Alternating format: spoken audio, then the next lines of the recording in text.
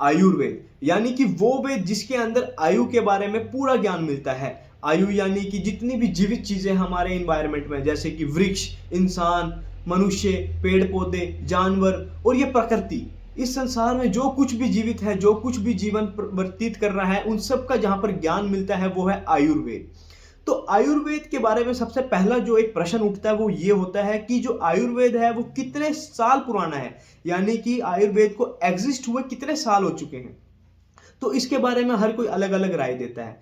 जब भी हम अपनी किताबों में, अपनी संहिताओं में पढ़ते हैं या फिर कभी भी इंटरनेट पे सर्फिंग करते हुए पढ़ते हैं, तो वहां पर मिलता है कि कोई कहता है 3000 साल पुराना, कोई कहता है 5000 साल पुराना। लेकिन एक्चुअल में जो आयुर्वेद है वो कितना पुराना है, इसका अंदाजा हम इसी चीज से लगा सकते हैं कि अगर मैं आपसे पूछूं कि जो लाइफ है, यानी कि फर्स्ट लाइफ जो हमारे इन्वायरमेंट में एग्जिस्ट हुई, वो कितने साल पुरानी है, कब हुई थी वो एग्जिस्ट। आप कहेंगे वो तो बहुत साल हो गए, बहुत ज्यादा, वो लाखों हजारों साल हो गए हैं। तो सेम ऐसे ही आयुर्वेद भी लाखों हजारों साल पहले ही आ चुका है। इसका कारण क्या है? देखिए, कोई भी चीज, जब मान लो कोई भी एक मशीन आती है या फिर कोई भी एक किताब आती है, कोई भी चीज जब एग्जिट होती है उसके ऊपर एक मैन्युफैक्चरिंग डेट लिखी होती है और दूसरी लिखी होती है उसके मैनुअल्स, यूजर मैनुअल्स, कि क्या क्या उसको कैसे यूज करना है, उसके अंदर कोई प्रॉब्लम आए तो आपको कौन सा बटन दबाना है, कौन सा नहीं दबाना। तो ऐसे ही जो आयुर्वेद है वो क्या है? Science of life. तो जब भी कोई लाइफ एग्जिस्ट हुई है सबसे पहले, तो उसके यूजर मैनुअल्स भी आए होंगे कि उसके अंदर क्या क्या दिक्कत होगी, तो क्या करेगा, क्या नहीं करेगा। तो इसलिए जो आयुर्वेद है, जो लाइफ है, जो साइंस है लाइफ की, वो भी जब भी एग्जिस्ट हो चुकी थी जब सबसे पहले लाइफ एग्जिस्ट हुई थी इस प्रकृति पर। तो आयुर्वेद कोई 5000, कोई 3000 साल पुराना वेद नहीं है। ये एक वेद है, एक साइंस है, एक नॉलेज है जो कि मिलती है हमें सबसे पहले इस लाइफ के साथ। तो क्यों कोई कहता है कि ये 3000 साल पुरानी है, 5000 साल पुरानी है, तो हमारी संहिताओं में क्या झूठ लिखा हुआ है? क्या ये नेट पे इंफॉर्मेशन जो है वो रॉन्ग है? नहीं, वो बिल्कुल सत्य है। ऐसा क्यों?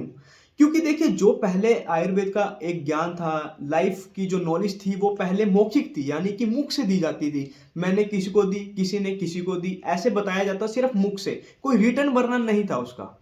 तो क्या हुआ, तो 5000 साल पहले ये जो प्रचलन में आया है कि संहिताओं को, शास्त्रों को लिखा जाए, किताबों में इन चीजों को लिखा जाए ताकि त्रुटि ना हो। त्रुटि यानी कि मैंने कोई इंफॉर्मेशन आगे दी, उसने वो इंफॉर्मेशन आगे दी, उसने कितनी समझा, उसको कितना उसको याद रहा, वो उतनी ही आगे इंफॉर्मेशन दे पाएगा। तो किताबों में वर्णन होने से, संहिताओं में लिखने से क्या हो गया, वो एक त्रुटि, यानी कि उसके मिस्टेक्स के चांसेस कम हो गए।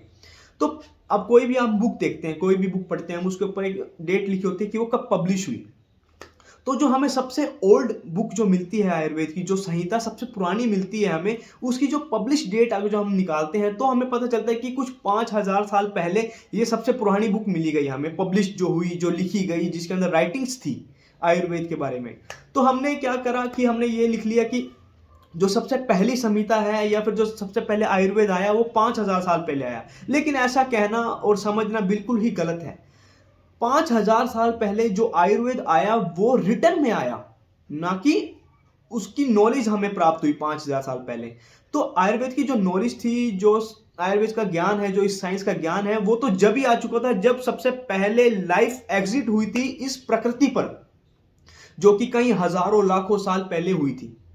तो इसलिए आयुर्वेद कोई 5000, 3000 पुराना शास्त्र नहीं है, ये बहुत पुराना शास्त्र है जिसको रिटर्न में लाया गया 5000 साल पहले, लगभग 5000 साल पहले। तो ये एक रियल इंफॉर्मेशन है आयुर्वेद कब एग्जिस्ट हुआ एक्चुअल में। Thank you for watching my video. नमस्कार।